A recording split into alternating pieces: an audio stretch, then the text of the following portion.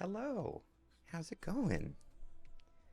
All right, this is kind of a weird impromptu one. Um, I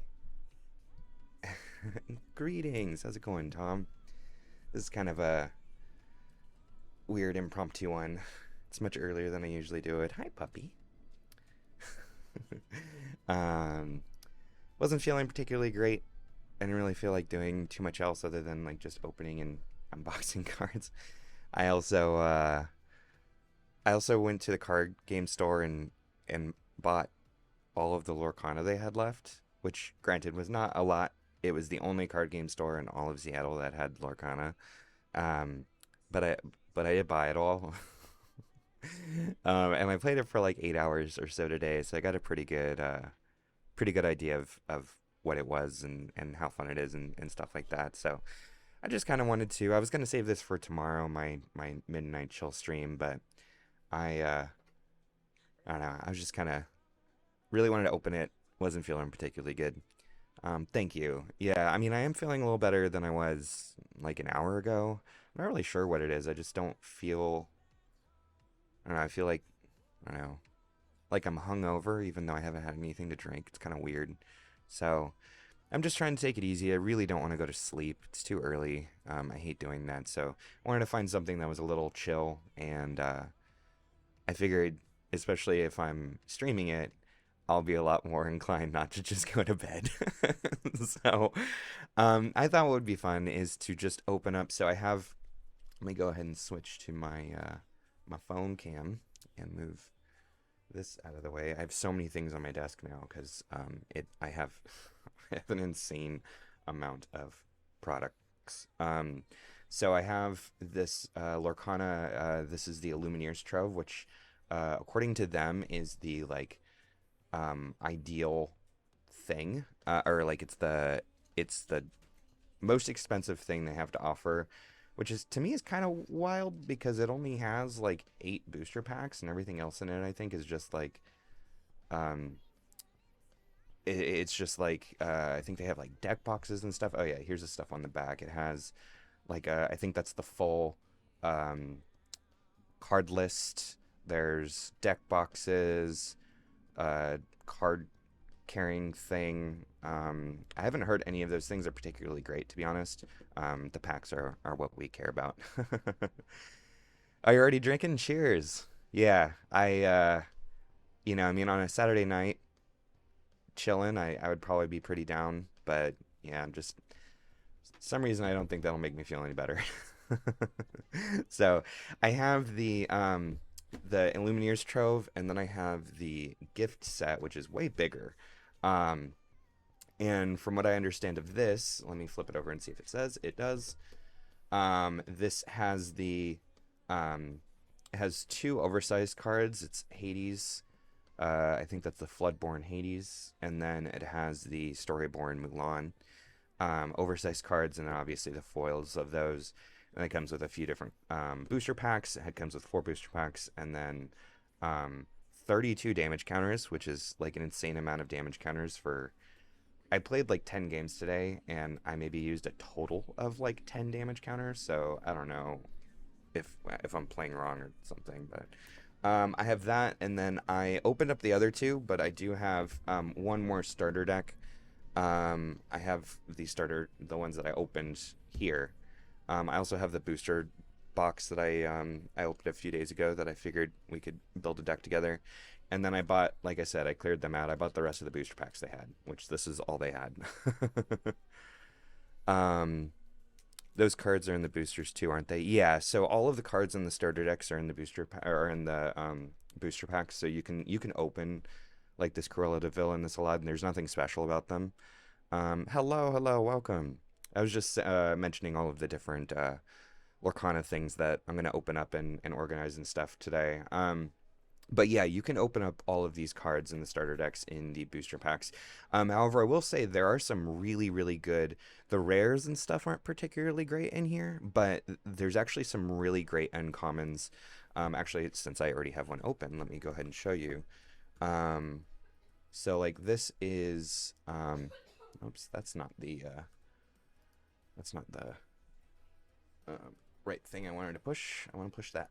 Um, so like the rares in here are fine. Like this Maleficent that gets you 3 lores is pretty good, but there's some like great uncommons and commons in here actually that like Grammatala, which is an uncommon, is like hands down one of the best blue cards that you can get, or sapphire cards, I guess is technically what they are. Because when this character is banished, when it's sent to the graveyard, you can put it into your inkwell face down instead of in the graveyard. So she basically just becomes mana once she dies. Um, yeah, so it's cool that she has a card. Like, there's some really cool, like, I mean, like, I wouldn't necessarily say she's a deep cut, but, like, I mean, there are definitely other characters that they didn't make cards of that they certainly could have. Um, but before that, and then Simba's actually pretty good. That's a rare in the set. Mickey Mouse, this is a common, really great common. It allows you to play a card, when you play Mickey Mouse, you put the top card of your deck face down into your inkwell, so it allows you to ramp. And what's great about that is it allows you to ink cards that you wouldn't normally be able to ink. Let me know if you want me to like go over the actual like rules or anything like that, but yeah, so the starter decks I actually think are pretty good just to fill out your decks. They're fine as starter decks. Develop Your Brain's another really good one. That's a common. But like I've noticed there's more starter decks than there are booster packs. In my area at least. So it's the best way because no one is selling singles or anything. So it's the best way to like fill out your decks right now. So let me go ahead and I realize this is a little wrong. There we go. Not sure why my cropping changed. Yeah, so let's go ahead and open up one of these. The first thing, actually, let's start with this one because I would love to get this big ass box off of my desk. So let's start with the gift set. I also think this will probably. Oh, thank you for the follow. I appreciate it. This will also be, I think, probably the quickest thing to get through because there's only 4 boosters. What is the easiest way to? Where's the? How the heck do you open this thing? I mean, I can just rip it open, I guess. Trying to find, like, is there no pull tab or anything? Alright, I think you have to just, like, pull it from the side here. So, I'm sure there's a way that I'm missing, because everything else has, like, an easy way to open it up, but... And then, yeah, if you're viewing and watching, I'll give away the most valuable card that I opened. I've yet to open up any of the enchanted cards. Those are the super secret crazy chase rares. I've yet to open up any of those. Although I got pretty lucky with my booster box. Alright, all empty, nothing in there. Sorry that I couldn't unbox that actually on screen. Alright, so here are the damage counters. I can show you what these are used for later, but these are essentially to help count your life totals. And then these are damage things. Okay. There's inside of here, all of the booster packs fell out. So here's the booster packs. And this is one of those, these are the hollow cards. That's the Hades. And let's see, you flip it over and you get this is packaged very interestingly. How the heck? Alright, it was just kind of like wedged in between these like 2 little areas. And then just a crap ton of damage counters that are like everywhere on this box. Like I said, when I played, I didn't get like any damage. You essentially just either banish the creature or you quest. You don't really ever deal enough. You don't really deal damage in this game. I mean, you do, but like it doesn't stay on the characters. They just go away. All right, so this is interesting. These are oversized cards. I'm very intrigued to see like what people think of these because I don't recall oversized cards being like particularly desirable. with magic at least. Um, I mean, these are slightly different. I wish I had one of the larger cards of magic to compare this to, but like these are slightly different. Um, they are much thinner, like whereas magic is they're like thicker cardboard. Um, these are much thinner, and then you have the foiling there, and yeah, basically nothing else seems different. They're just larger cards. Um, I don't know. It's a little weird to me, to be honest, to include those, because it's not like you're making like a commander deck or anything. Like to me they make at least somewhat kind of sense with commander cards, because you could be like, boom, that's my commander. But you're not gonna put this in a deck. It's like, what realistically is this for? Is it just for collecting? Um, Weird. Okay. Well, you have those. And then these are the actual foil ones, like the actual cards that you would use.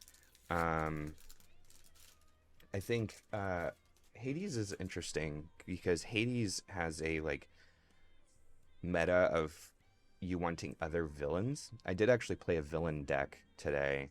There are definitely enough cards to fill out a hero or a villain deck in the set. There's not enough cards to fill out basically any other archetype, maybe princess, but you can certainly do heroes and villains. I don't know if there's a lord for heroes, but Hades here is the hero for villains. This character gets +1 lore for each other villain character you have, so this is like the top of the curve card if you're playing villains. Which, to be honest, the villains are really good. There's some crazy villains. And then Mulan is a ruby card, and it is during your turn, whenever this character banishes another character in a challenge, your other characters get +1 lore this turn. Interesting. So she's quite like aggressive, not in like a fast way, but like aggressive in wanting to take out your opponent's cards. Which is also kind of an interesting thing, is there's not a lot of cards that encourage you to want to actually interact with your opponent's creatures. This is like, I don't want to say this is one of the few, but this is certainly one of the few. There, I said it. There are not a lot of cards that do this. Sometimes I played games where you just never attacked your opponent's cards or creatures. They did lore, you did lore, they did lore, you did lore, which is interesting. Okay, so we got those two. Um, and then I don't know, what do y'all think? Should we just open the booster packs as we go through each of these sets, or should I save all of the booster packs that I open up in all of these for last, and I just do like a whole bunch of like booster pack openings? Should I like sprinkle them through, or just do like one big booster pack box opening? What do you think? Because I have 4 here, which is like boosters all at once. Sure, let's do that. So yeah, because like 4 is like fine, but all right. So we'll save the we'll just put the booster packs up there real quick, and I'll stack the. Let's get these big ones out of the way, just because I'm not really sure what I'm gonna do with those. They look to be about the same size as the plane chase cards, so I do have packs for those. So when you open up the starter decks, actually, let me just open up this starter deck, and then I can show you what I was going to just explain. So this is the Emerald and the Ruby. From all of the people I've talked to, this is the least powerful of the 3, and there doesn't seem to be too many people disagreeing with that. It's just this one doesn't seem to do too well against the other 2 starter decks. There are good cards in here, but based off of the people who played these starter decks against each other, this one apparently is by far the weakest. So when I opened up the starter decks, I just opened up the 2 that I knew were more powerful and played those against each other, and then I figured I'd just save this one to open. So anyway, The starter decks, they each come with a deck, two colors as you do. The star characters of this one obviously are Cruella and a Dreamborn Aladdin. So thank you for the sub. Or for the follow. I appreciate it. Although I will, I realize after this, be affiliates, so then people can actually sub, which is cool. Okay, so nothing in there. Okay, so this is what it looks like inside when you pull it through. I do find the packaging kind of just interesting. They have this type of packaging throughout all of them. So the deck comes in this I forget what this kind of packaging is, but it's what those hollows were in. Then you get a booster pack. Thank you, I appreciate it. I'll be honest, doing this is helping get my mind off of the fact that I feel kind of queasy, so I appreciate that. Um, you get one booster pack, and then you get a couple other goodies. You get the trackers and damage counters, and then you get the playmat sort of thing. You have right-handed and you have left-handed, of like where your stuff will go. And then, as I mentioned earlier, this counter here can count your lore as you go from one to. So that's what that's for, and then that's damage. And then I believe this thing here is just a quick, yeah, it's a quick start guide. So it just kind of explains how to play. But we don't need that. We're gonna just throw that. All right, let's get to the cards. So I found this was the easiest way to open them, was just to like do that. Can you tell I've opened a lot of packs today? Okay, so I won't go through all of the cards in here, because also, like I said, not all of them are particularly great. So one of your rares in here is Cruella DeVille, which is actually a pretty good card. When this character is challenged and banished, you return chosen character to their player's hand. So it allows you to bounce something of yours or your opponent's if Cruella is defeated in combat. And then you have a super rare. I believe each of these starter decks comes with one super rare. This is actually a pretty good Aladdin, especially if you can shift him out. So you can pay 5 to play this on top of one of your other Aladdins who are much cheaper instead of paying the 7. And then during your turn, whenever this creature banishes another creature, so basically whenever you're attacking, you gain 2 lore and your opponent loses 2 lore. So it can get pretty swingy. So this card's pretty good. Cruella DeVille is also not too bad. And then let me just skip kind of to the cards that I know were doing some work when I was playing. Jasper is not too bad. It's a 3 ink for 2/4, which is pretty good. I've noticed 3 and 4 toughness are rough to deal with. Obviously, I need higher, and it's terrible. But there's very few ways to deal more than 2 damage to anything. There's no like lightning bolt. There is direct kill or direct banish, but there is no like 3-4 damage. This one says whenever you quest, chosen opposing character can't quest during their next turn, so you kind of like arrest those characters, or in Jasper's case, you put the puppy in the pen. And you quest a lot. I know that's kind of obvious, but you definitely quest more than you deal attack. So anything that triggers when you quest is actually a pretty good card. Like Yzma is also another one that's good when you do that.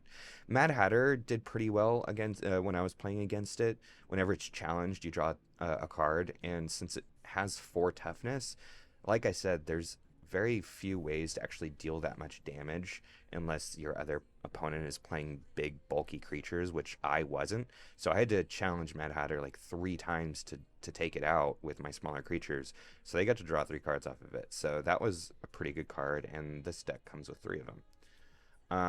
Let's see, another card. Was this one? No. Uh, I've noticed green is not my favorite, and it doesn't seem to be other people's favorite either.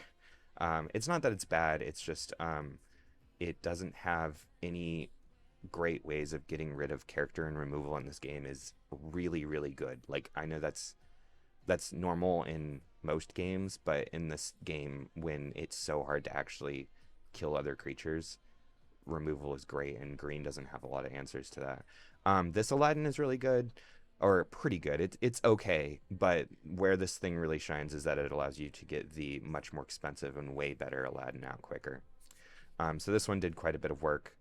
Um, and I think, oh, Pongo's great, mostly because he's a big 2/3 evasive that lures for 2, quests for 2. That makes him a really really good card because evasive is insanely good. Like again, I know evasion, playing like magic and stuff, yeah, it's good, but in this really small card pool of things, where it's really hard to actually deal with things. And I don't know how many cards have evasive, but I didn't encounter a lot. Like I had some games where the evasive creature just won the whole game. I had a turn one Pascal, which is a 1/1/1 that gets you 1 lore and it has evasive, and I just won the game with it. I just quested every turn and won. It's really good because red is the um only color that has access to this banish chosen character. That is, this might be the best card in the game, to be honest. Um, this single-handedly makes you want to play red. There's no better way to get rid of a character than to do this. Because right now there's only like one way to get things out of your graveyard, and only one color has access to that. So once it goes to the graveyard, it's gone, and the starter deck comes with 3. So you almost have a full playset. So honestly, the starter deck right now is worth it just to get these 3 cards if you actually want to, like, play and win. Also, this one is spectacular. This is a really good first turn drop, and it allows you to tap and pay 3, and you get to ready a chosen character. So basically what you do, yeah, every deck should be red and some other color, to be honest. Red is not good monocolor, or it doesn't seem to be. I mean, I know people are freaking it out, but red is really good to have like mixed in with other colors. So yeah, and this allows you to ready a character. So what you do is you'll quest with a character, you'll use Shield of Virtue to untap it, and then you use your character to challenge some other character. So you get both the challenge and the questing at the same time. This card is amazing, and again, one that you need a 4 of. I think that's it on the like great cards. So that's everything that you find in the Cruella de Vil Aladdin starter deck. And then, like I said, each pack or each starter deck comes with one of these guys, which I'll open up soon. And these are the packs that I opened up the packs from the other starter decks. So this is what I got. I got Genie, which is actually a pretty good card. Evasive 3-drop. And yeah, I mean, this card's great. It's just really high power. This was probably the best hit I've had all day, which was the Dragon Maleficent. This card is another 4 of, because you can ink it if you want to. And again, it lets you banish a character. There are so few options to get rid of characters. This is like, you would have Dragon's Breath, and you would have this card 4 of in your red deck. And then you can play any other color you want, and you'll have probably more removal than they will. And then this one was fine. And then I think the other rare I got was Moana. This one's pretty good if you're playing princesses. Like I said, there aren't a lot of ways to have archetypes right now. I'm sure as they add in more sets, there will be. But Moana's pretty good if you're going full in on princesses. And then speaking of princess, you got Ariel. I actually didn't read what this one does. This one says when you play this character, Look at the top 4 cards of your deck. You may reveal a song and put it into your hand. Put the rest on the bottom of the library. So songs are interesting. I'll actually go over that when I open up and go through the deck that I built. But um, songs, there are some really really good songs and some really really terrible ones. Like one song is essentially just like an ancestral recall or like the pot of greed of Lorcana, and then other songs are like Hakuna Matata, and it's absolutely awful, which makes me sad because it's like the best song ever. And then Lady Tremaine, when you play this character, you may return an action card from your discard to your hand. So, like I said, one of the few cards that allows you to return things from your graveyard to your hand. Um, and then, oh, here's Pascal. Not a rare or anything, but this was the card I was talking about of just like, honestly, one of the best cards in the game, and it's an uncommon. It's a 1 that can also be inked, which is actually a really big deal.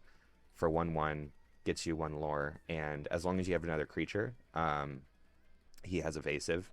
So turn 1, and you basically put them on a 20-turn clock unless they're also running evasive. So, all right, let's go ahead and open the Illumines Trove.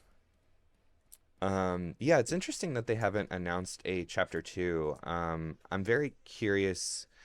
I know the reason why so many card stores didn't have Lorcana was because 2 of the 3 major distributors, these are the other packs I bought, 2 of the 3 major distributors didn't send out the cards.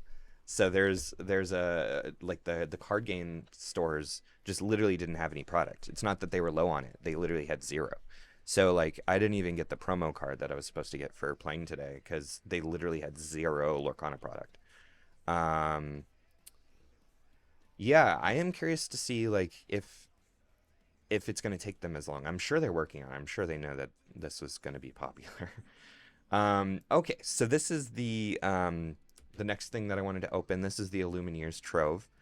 Um, and this is the like, according to them, this is like the ultimate thing. Honestly, it's fine. I kind of mostly just wanted to open it to see what it was, and also to get the packs inside because the card store that I had only had 3 packs or 5 packs. Um, yeah, exactly.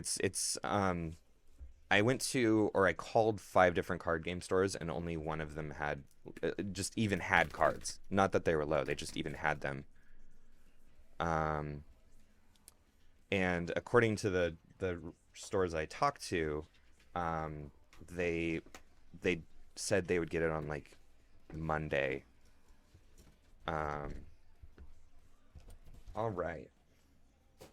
Yeah, I think it'll be a little bit to get. See, I wouldn't have bought this if it was marked up a lot. It wasn't, which is I was actually very surprised. I was thankful to the LGS for not doing that.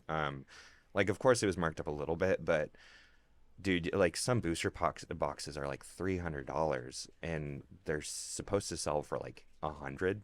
Like that's insane. Like I don't think there's MSRPs, but I think like this is supposed to sell for like 80, and they're selling it for 100.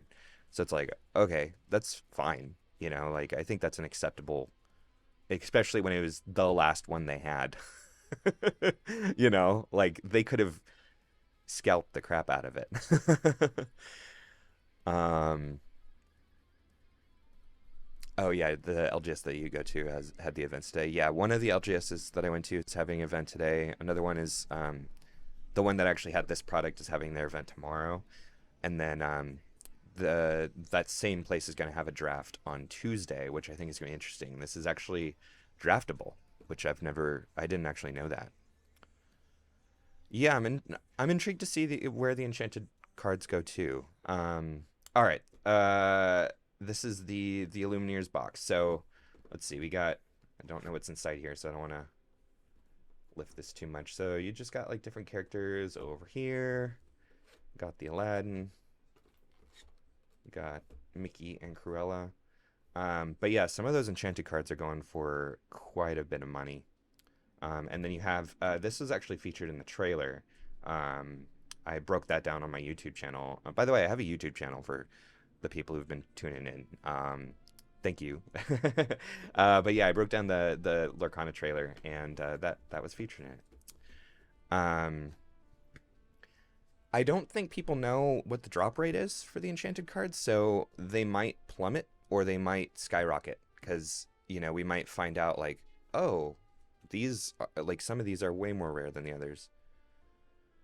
Yeah, like I think the Elsa Enchanted one is the one that everyone's trying to go for, and that's the most expensive. Okay, so the thing at the top is I believe this is the playbook. Yeah, it has all of the cards, which you can't see it behind me because I have the screen, but I actually have all of the booklets that came in the bundles, or as they were called back in the day, fat packs that used to come with the Magic the Gathering, like every card that was in the set, and you could like take it off if you had the base or the foil or the secret foil enchanted version, which I guess this is implying that you can get enchanted foils of all of them. Yeah, anyway. Um, looks like they have a little bit of lore, some breakdowns of the super, no, not just super rares, just breakdowns of all of the cards, or some of the cards. Oh, they break down some combos, which is interesting. Oh, that's cool that it just like kind of breaks down combos. Yeah, Belle is also a spectacular card. She's a super rare, and she is in the blue and steel starter deck. She might be worth picking up the starter deck just for that because she is spectacular. If you have 10 or more ink, she taps for 5 lore, which is insane. Okay, yeah, and then the rest is just the collection. So, cool. All right, so there's that. And then we have just so many damage counters. I find it hilarious how many damage counters you get because you really don't use those. You get a deck box. Interesting.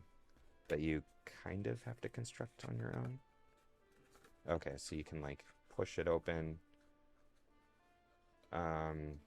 And let's see. Good thing I've constructed so many deck boxes in my life. All right, so that's the. Sorry, let me get that out of the way real quick. So that's the deck box, and so you kind of just had to like push it open. I guess I have another one, so I can show you what I did. You push that open, then that tab there, and then you do this. And then voila, you have 2, quite frankly, cheap booster boxes that are also, I have a sleeved, a double sleeved, it doesn't need to be, but I do have a double sleeved deck, Lorcana deck here, and something tells me that's not going to fit. So I don't think I would recommend these to protect your cards unless you were like opening this up not where you had any sleeves. Because I don't even think you could get single sleeved decks in this, to be honest. Maybe perfect fits. Yeah, I mean, it'll fit probably this. Yeah, it'll fit that amount of cards. So, those are fine. I don't think I would ever recommend these to anybody. Okay, and then you have, I think it's 8. Yeah, 8 packs. So I'll stack that there. I'm getting like a yeah, the cards are the exact size as Magic cards. Here I have a Magic card here, so you can see there it's the literal exact same size. So, I think the only difference from what I understand, talking to the LGS earlier today, is they have a different core. So, I think Magic has like a white core or something like that, and you can kind of see it. No, you can't see it on screen, but it has a white core, which is harder to proxy or to counterfeit. I shouldn't say proxy, I should say counterfeit. Like to literally try to trick somebody that this is a Magic card. The white one is harder to do than This one has a black core from what I was told. So that's like the main difference from what I know. However, I will say the quality of these cards is good, especially the foiling. Like, let's see, you can see this is the Mulan foil here, and it's like, you know, it's not straight, but it's not, you know, it's not bending. I wouldn't call this bent, you know. Yeah, the thickness is slightly different. You can certainly tell the difference. Whoops. You can certainly tell the difference between the two. All right, and then I think these are just, yeah, inserts. And I think they sold this as a deck box. Like, this is meant to be used as a, or not a deck box, a storage box. I think that's a intriguing way of pitching this. Because, let's see, that's the only way that you could actually have cards actually, you know, stored. And then, yeah, I guess that works. Does it store things with sleeves? Yeah. Again, it's fine. Like, if you're hurting for a place to store cards, this is fine. I don't think I'd trust this thing because it's mostly just cardboard, you know. Not thinking for 8 packs this is really worth it, because unless you really want these things as I don't want not souvenirs, but as, you know, things to use, like, it doesn't even the deck box, because these things poke up. I don't know what those are for, but the deck box doesn't even hold tight, so I don't know, dude. That's kind of a weird one to me.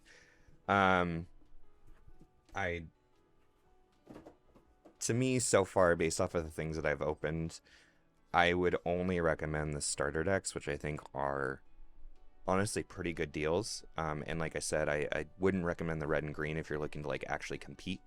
However, they are pretty good if you're looking to get some cards that are in those decks, especially now when cards are so rare. Or just get a deck or a draft box. So yeah, that's the light Humphreys review.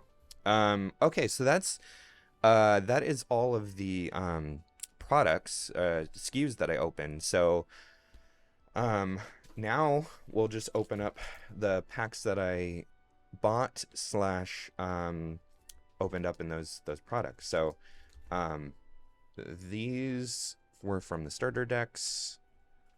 These were from the starter decks. These are from booster packs that I opened up earlier today. So this is all the stuff I opened up today. And then this is what I have left. All right. And then if you're just tuning in, just gonna give away whatever the most valuable card is that I open up. Hoping it's an enchanted card. And I'll give it away to a viewer and a follower. So cool. All right. So let's go ahead, and for the focus to work, I have to move things in front of the Wanderer's face, I have learned. Okay, let's go ahead and do this. See what we get. Has anyone else played Lorcana? Has anybody else gotten a chance to play it? All right, we got Mr. Smee. We got Elsa, Queen Regent. We have the Dreamborn Genie. We have Aurora, Briar Rose. Enchanted in every pack. Thanks, dude. Dude, if I did that, I'm not even joking with you, I would fly straight to Vegas. There, because someone is smiling down on me today if that were to happen. I would probably take some Xanax and pass out, because, like I said, I don't feel good, but... Oh, this is an interesting one. So I want to stop here real quick. Bodyguard is actually a really good mechanic, because it forces you to have to attack. Forces you to have to attack a creature with Bodyguard. It's kind of like in a way, it's not exactly the same, but it's kind of like taunt in Hearthstone. Um, and that's pretty good if you have a high value creature that you do want to tap. So like, for example, just to give you a an example of a creature that you would not actually attack with or um, quest with, but would be um, uh, exerted. I'm trying to use the right terms. It is imperative for me to make sure that I'm saying the right terms for things. The Queen is the perfect example. Whoops, sorry about the glare. Tap, draw a card. That's insane. That is a really, really good ability. She's an insanely good card. So she's going to be exerted pretty much every turn. You're not going to really be tapping her for lore because she's 5 ink for 1 lore. That's super not worth it. And she is a pretty good attacker. So she can certainly pick things off the board. But honestly, where her actual strength is just tapping and drawing cards. That's where something like Hercules is amazing, is you can have the Queen exerted and have her vulnerable, but then you have someone here like Hercules protecting it.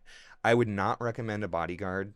If you're building a deck, I would not recommend a bodyguard if you don't have characters like that, because otherwise, unless they're very high value like lore, like questing creatures, or they have good tap abilities, which not a lot do. The Queen is like probably one of the best. Um, Bodyguard right now is not great. Dragon's Fire, again, MVP of probably the first chapter. This is arguably the best card in the entire set. And it's at uncommon. It's insane. I could see if there was like competitions that being like banned. Mother Knows Best. Return chosen character to their player's hand. So I mentioned earlier when I was talking about like what the like strengths and weaknesses of different cards are, or colors are. Green plays a lot like blue in a way. Not all of them. Green plays a lot like blue in Magic. They don't perfectly sync because there are 6 colors in Lorcana versus the 5 in Magic, but green has a lot of like bounce spells and stuff, and it doesn't have access to a lot of kill spells. And it does have a little bit of direct damage to characters, but like I said, a lot of characters have more than 2 damage or 2 toughness, and I think that's the highest damage green can even deal, if I recall. I might get proven wrong. I don't know every single card in the set, but I've yet to encounter a card that can deal more than 2 damage in green. So this is really their only way of getting rid of actual cards, and there's no such thing as counter spells in Lorcana. There's no way to interact with your opponent on their turn. So that's fine. I guess you save yourself a turn. Part of your world, our first rare of potentially 3. Return a character card from your discard to your hand. So that's pretty good. It's not inkable, which does hurt it a little bit. But quite a few cards are are 3 or more ink, so that makes this essentially free. I was playing some players, and I hope in the future chapters there are cards that get bonuses or songs that get bonuses if you have the characters who actually sing them. Because it just feels so cool having like Ariel sing part of your world, and you're like, I feel like I should get bonus points for that. you know Anyway, returning a card from your discard to your hand, or a character card from your discard to your hand, is fine. Although I will say there is a card that allows you to just return a card from the discard to your deck, and that's amazing. Mother Gothel. While this character is exerted, opposing characters can't quest. That's spectacularly good. That is a really, really good card. Because like I said, there are games that I played, I think I said like 10 or so. There are games where I literally didn't challenge another character. We each just kept going on quests. There's not a lot of incentive to attack unless you find that if you're looking at each other, you're like, okay, well, that person's going to quest get to 20 before I do. So you want to take out their creatures and stuff. But even then, it's almost better to just add more lore, like characters with lore, than to kill theirs. So this one is great because this forces them to have to get rid of Mother Gothel, and she has 6 toughness or 6 willpower, which is really hard to deal with. So this card is spectacular. This is a good card in green. And then our foil is a Jetsam. This card did work in my deck. I have that in my deck. Which, if you want me to show you the deck that I built, I went 8-2 today. Not that I was like, it wasn't a competition or anything, but I in those games I went 8-2. And this card does quite a bit of work. I actually don't think I ever had Jetsam and Flotsam out to give the other evasive. That never happened, but just the fact that Jetsam has evasive just was what did it. All right, that was the first pack. It is kind of cool opening this up now, having a lot of information of like how things play and like people's opinions and stuff. You know, before it was just like, this is a cool card, I love Disney. And now it's like, oh hey, I actually know. So I was mentioning earlier, green has access to some direct damage. This is probably their best direct damage, and it's trash because it's deal 2 damage to chosen damaged creature. So not only is it a lot of damage, and it can't be inked, which already makes it awful, but it already has to be damaged. And to be honest, so many cards will just die or get banished. So dealing 2 damage to a creature that's already damaged is not really worth it to take up a slot in your deck. Oh, I should say, last time I did openings, there were 3 cards I wanted to open. It was the Sorcerer Elsa, which I got. It was the Maleficent. Sorry, no, it was the Stitch that I wanted to open, which I got. And then I wanted to open Cusco. I've yet to open Cusco, so that's what this reminded me of. So I'm really hoping I open Cusco. All right, because that is my favorite Disney movie, or at least it's the Disney movie that holds the greatest amount of love in my heart, because I always watch it when I'm having a panic attack. So I mentioned earlier there's a card that allows you. Thank you for the follow. I mentioned earlier that there's a card that lets you just put a card in your discard into your deck. That's this one here. I have a card also in purple that allows you to bounce a creature. So I played a game where I just bounced this thing over and over again, and I kept getting back my Dragon's Fire and just kept wiping their board. It was mean, but it worked.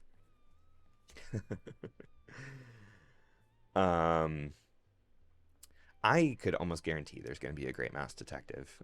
There's so many movies they didn't do. I was actually surprised they did some movies that they did, like Treasure Planet is one that I'm very surprised has cards. But there's so many characters that I'm actually happy that got their time to shine that I don't think would have. And there's others, like I don't even think there's a Lumineer card, just as an example of what I'm looking at. Like there's a, can't remember his name, but there's Clocksworth? Oh, that's not right.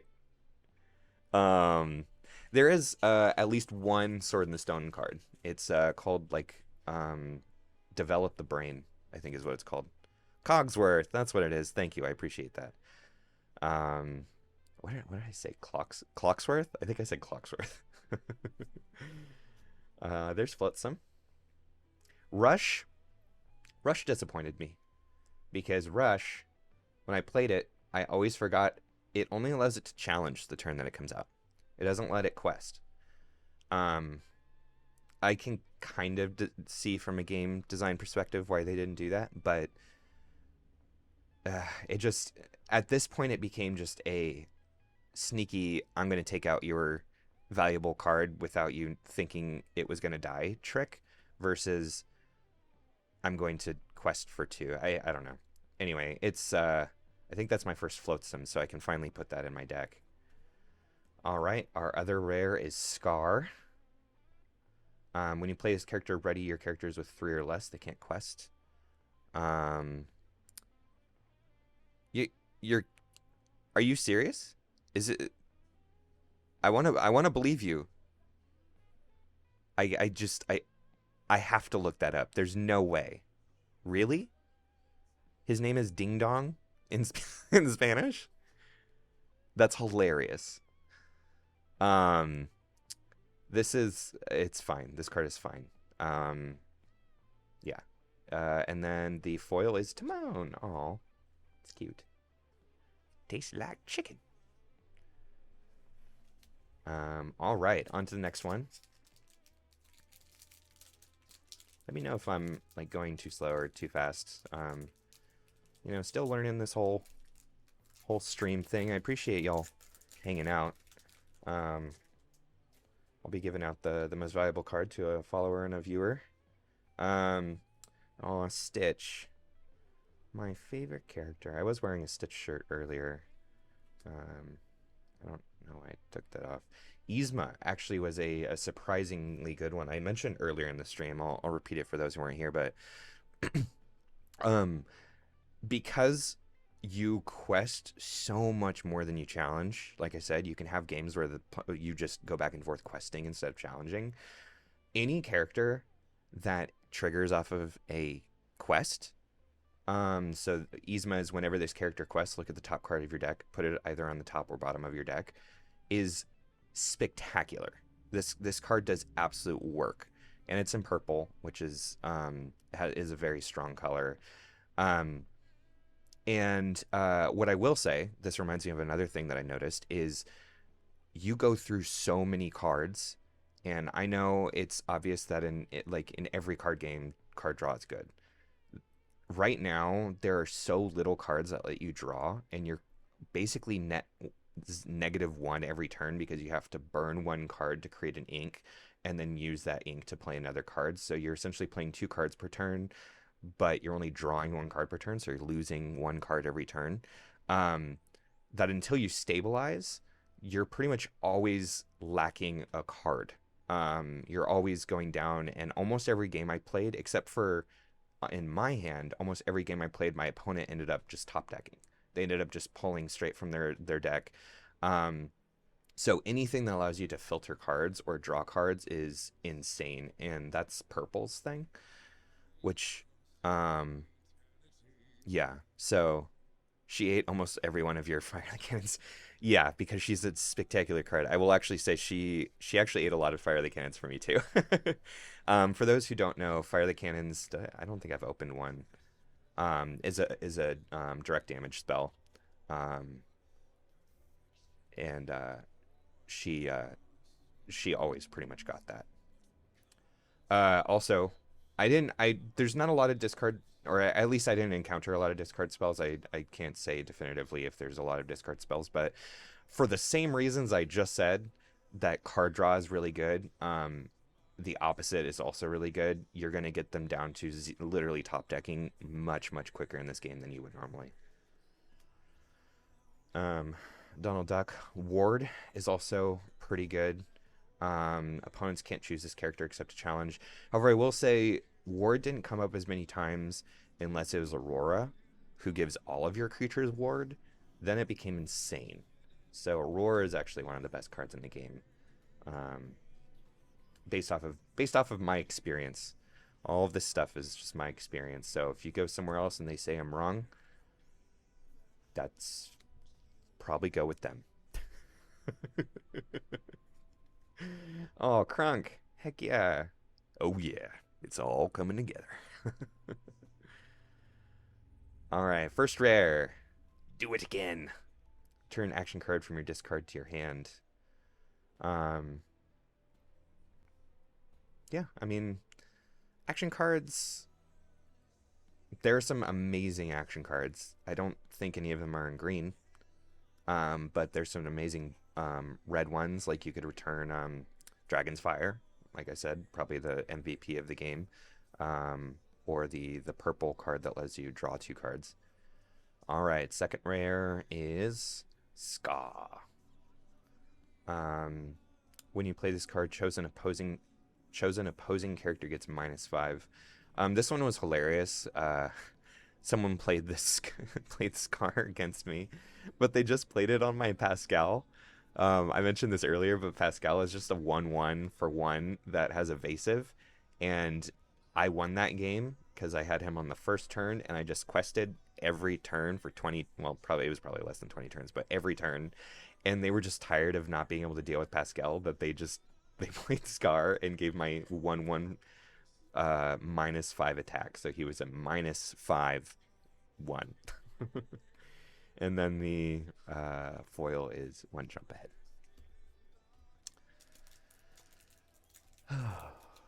Yeah, I thought that was pretty funny because you could just see just how desperate they were that they spent. How much ink is that? 6 ink just to prevent my dumb little 1/1 from getting one lore counter. Pascal was the MVP of my deck. Alright, we got Minnie Mouse. We got Jetsam. Horus. Work together. Pongo, I said this earlier, but this is also a really good evasive card. There's just not a lot of evasive right now, so it's even better than usual. It's like, imagine flying in Magic, but only like 3 cards have flying. So, alright, we got Simba. We got Cut to the Chase from Brave Little Taylor.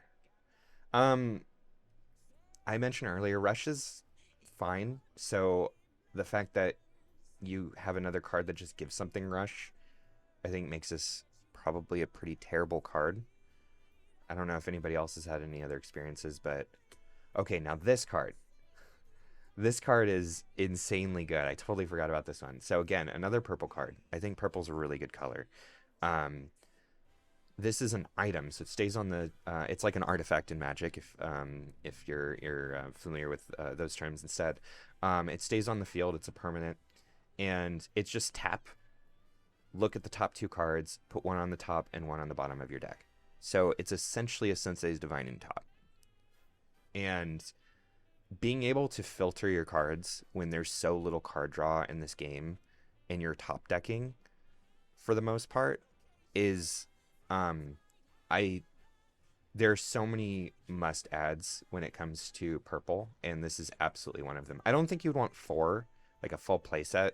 I think because once you have one, like, I don't know, I couldn't see you wanting more than 2 of these on the field. So, and you can't ink them. So I'd probably go with like maybe 2 or 3. But this is a really, really good card. The Beast is mine. Reckless was an interesting one. It allowed you, it makes it so you have to attack. This is certainly a better card to play on an opponent than on yours. There's no reason to ever play it on yours. Jasmine, that's a new card of mine. New card, I haven't opened that up before. So it has shift, and it has when you play this character, and whenever she quests, you may remove up to 2 damage from each of your characters. Maybe in the right deck, this could be okay. I could see this card getting better with later sets as damage becomes more relevant. I just, like I said, damage just wasn't really relevant in the games I played. So to be able to remove 2 damage from all your characters is great. It's awesome. But if they get 2 damage, they're either dead or the things that gave them damage are dead, so they're not going to die. If that made any sense. Oh, hold on. Next card is a legendary, so hold on. I gotta slow roll this. We got we got Belle. That is an amazing card. Again, probably one of the best cards in the set, and not all legendaries are that, by the way. Belle just happens to be that. So this card is insane. I'll explain a little bit of what it does. So first of all, you can play an additional card from your hand into the inkwell. So it allows you to have put 2 ink into your inkwell, or essentially play 2 lands in Magic terms. I know the majority of my audience are Magic players. And then if you have 10 or more cards in your inkwell, she gets +4 to lore. So she taps or exerts for 5 quests for 5, which means you would win in 4 turns. This is an absolutely insane card, and the fact that she also inks makes it so that there's no reason not to play 4 of these. Literally no reason. Because also the developers said that abilities stack, which means all of you would be able to play 3 if you had 2 bells, 4 if you had 3 bells. Yeah, I agree. She's one of my favorite princesses as well, and I'm like, this is a spectacular card. Yeah, I'm like I said, I know a lot of the people, probably all of the people, to be honest. Let me know if you're not, but I think most of my audience is Magic people. So, all right, the next is common, and it's Pumbaa. Just make sure you don't stand downwind, and you're good. All right. But yeah, Belle is definitely one of the best cards in the set, and probably the reason you would play blue if you wanted to play blue. Blue's not bad. Blue is a good color, but yeah, Belle is the Tron. Belle is absolutely the Tron of Magic. She's like a mix between Tron and like a zombie. All right, we got control your character, or control your temper. I read character down there as I was doing that. Maleficent.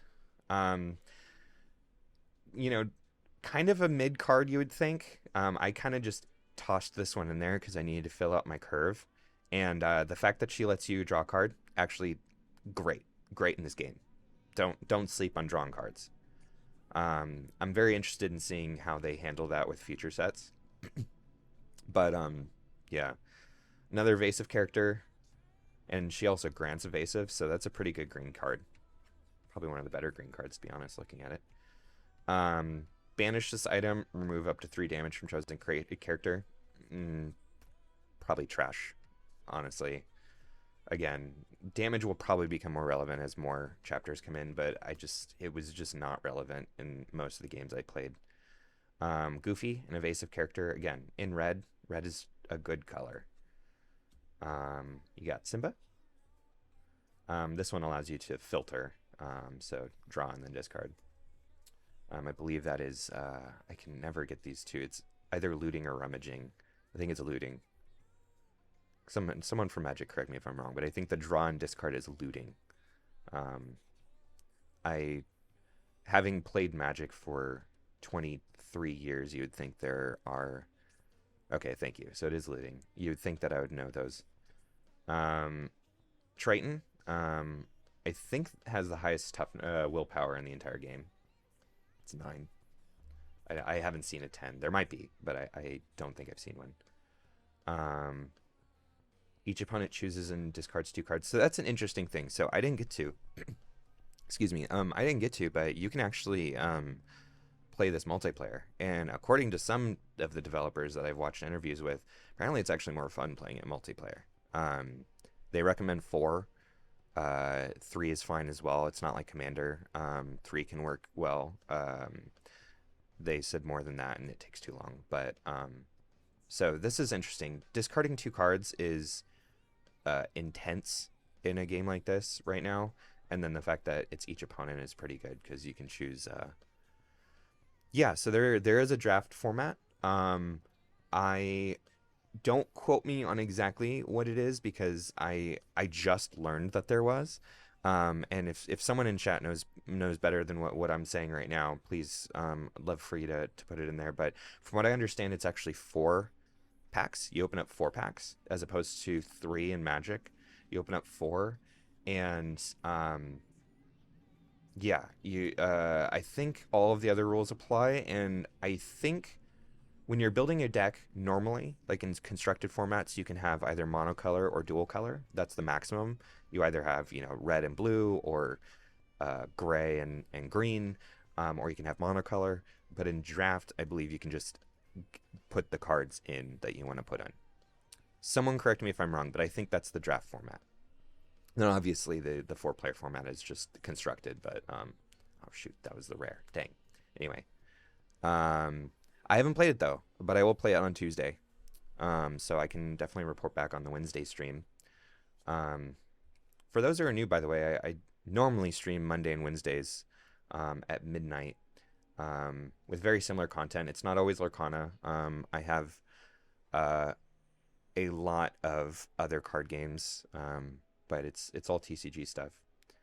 Um, yeah, the one thing that I will say though is the LGS was complaining to me. They found out that I worked at WotC, so they felt like I want to complain to somebody who knows knows about these things. Um, they were complaining that I think what does the booster box have? I think it's 28. Sorry, I know I'm like slow rolling this pack, but it has 24. It has 24 packs in the booster pack, and the drafting is 4.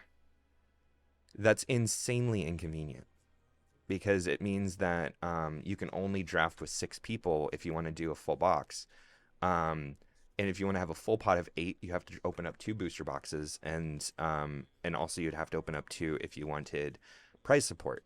Whereas Magic with 36 fully supports, because you have 3 packs that you're opening, it fully supports a full draft pot of 8, and it fully supports the structure of prize pool. So 36 is like what would be normally. So they're pissed that they have to open up 2 boxes. Yeah, yeah, exactly. 4 boxes for 3 pods. It's not great because it means once they open up the box, they can't sell the box, obviously. All right, let me get to this. So we got Hades. I talked about this one earlier. This is the one that is kind of the villain lord, which you can absolutely have a villain deck. I played against one. All right, the next one is super rare, and it is Hans. That's actually one I haven't seen. Whenever this character quests, may deal 1 damage to chosen character. Now that's where damage comes in. That's actually, I think that's a great card. This is a first impression from a game that I have just started playing, but the fact that it's 4 for 3/3 is already fairly on curve. It's slightly lower, but the fact that you can ink it makes it great. The fact that it quests for 2 is awesome, and anything that triggers on quests is insanely good. Anything that's over 2 willpower is really good because there's so few things that can kill something that has higher than 2 willpower. And you will pretty much always quest with a character like this who's doing 2 lore. So dealing 1 damage to characters that's awesome. That's a really good card. And then the foil is Frying Pan. I like how Rapunzel's hair there is like straight golden. It's cool. I actually have a deck. If y'all are interested, I can go through the deck I had. Let me know if you want me to go through that. I'll open up another booster pack, but if you want me to go through the deck that I had, it went 8-2, so it was a pretty good deck. I will admit there's a lot of optimization that it needs. But everyone decks needs optimization because there's just so few cards that are available. Like, unless you went to Gen Con and were able to buy 20 booster boxes, which I don't even think was possible. Like, the LGS even was, like, the people who are playing who worked at the LGS were like, yeah, I know what deck I need to build. I just literally don't have the cards. Because you can't buy singles yet. And it is, and there are definitely some cards that are good. Yeah, I can definitely, after this pack, I'll go through it somewhat quickly, but I'll give you an idea of like what I'm going for. We got Stitch. I love that someone pointed out earlier that they wanted to see some Sword in the Stone love. Here's your Sword in the Stone love here. Got Archimedes, and then there's also Develop the Brain. And I think, I want to say, don't quote me, but I think Merlin has a card. I think. I might be wrong there. Got Goons. Dr. Facilier. No enchanted cards yet. I'll be really excited for it, but I'm mostly just, I would love to give it away to the stream. I just enjoy opening booster packs, and especially, with things that I love like Disney, Magic the Gathering and stuff. So I'm not here for the like, oh, that's a lot of money. All right, we got Just in Time. You can play a character with cost 5 or less for free. That's not too bad. How many rarities are there? Let me go through. I can show it when I go through my deck. There are 7 actually. I think there's 7 because the enchanted rare I think would count as its own. All right, the next one's a super rare. Is that the? No, that's not the foil. It is. Oh, another Hans. All right, so that's a pretty good card. All right, the last one. The foil is Moana. I don't think I've seen this Moana. When you play this character, you may banish chosen character named Tekka. That is insanely specific. I haven't seen Tekka, but that's talk about hate. That is some hate right there. For those who don't know what that means, it's like very specific. Like a hard counter. Okay, let me go through the deck real quick. So y'all can see what I was working with, and then I can also show you the different rarities. So let me pull out the rarities real quick, and then I can go through the deck itself. So I have let's see, I have a common, legendary, common, super rare, and then I need rare. I'm sure I have one of those in here somewhere. Let's see, where is it? Yeah, here's a rare. Okay. Okay, so yeah, you're right. It's 6 because 6 includes the enchanted. So you're right. You are right. All right. So yeah, there are 6 rarities. You have the kind of circular bubble thing here. That's common. And then next up you have uncommon, which are kind of like these Attack on Titan wings.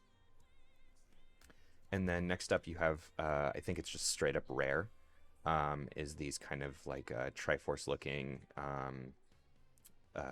burnt orange. It's very similar looking to the mythic rare for Magic players.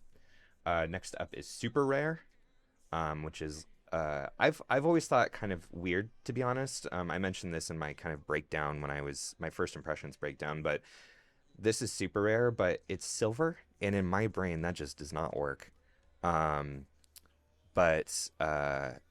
yeah, this is the super rare. So you can open up quite a few of these in a booster box, but these are all pretty good cards. And then the 5th rarity is legendary, which does look legendary. There we go. So it's gold.